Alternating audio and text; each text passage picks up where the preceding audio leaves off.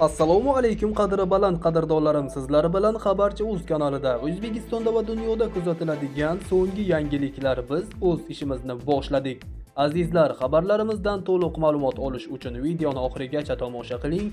Video ostida bir dona like tugmasini bosib, keyingi videolarimizni o'tkazib yubormaslik uchun albatta kanalimizga obuna bo'ling. Bugungi dasturimizda nima sababdan o'zbekistonlik ayollar Nozimaning o'limiga qo'yilgan tashxis uchun norozilik bildirmoqda? Batafsil videoda xabardor bo'ling. Joriy yilning 26-aprel kuni Janubiy Koreya shahridagi politsiya binosi qarshisida uyidan o'lik holda topilgan o'zbekistonlik Nozima kim uchun namoyish o'tkazildi. Internet tarmoqlarida voqea aks etgan video tarqaldi.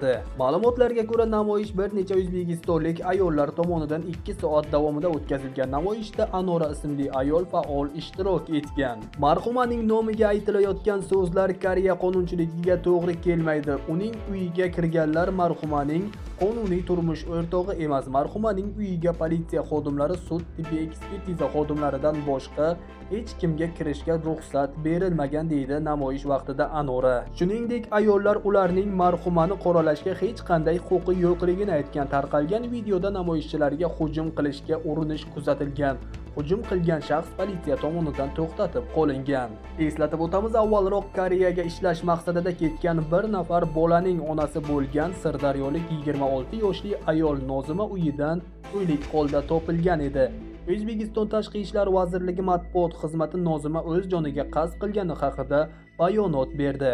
Olib borilayotgan tergov ishlari haqida aniq ma'lumotlarni taqdim etish maqsadida marhumaning onasi Feruza Alimbekova O'zbekistonning Koreyadagi elchixonasi hamda mazkur davlat politsiyasi ko'magida Janubiy Koreyaga taklif etilgan. Alimbekova Tashqi ishlar vazirligi bergan bayonotida norozi ekanligini aytib, undagi tibbiy ekspertiza xulosasida qizining o'limi sababi noaniq ekani haqida yozilganini ta'kidlagan. Sizlarga yetkazmoqchi bo'lgan ma'lumotlarimiz shulardan iborat edi. Xayr, salomat bo'ling.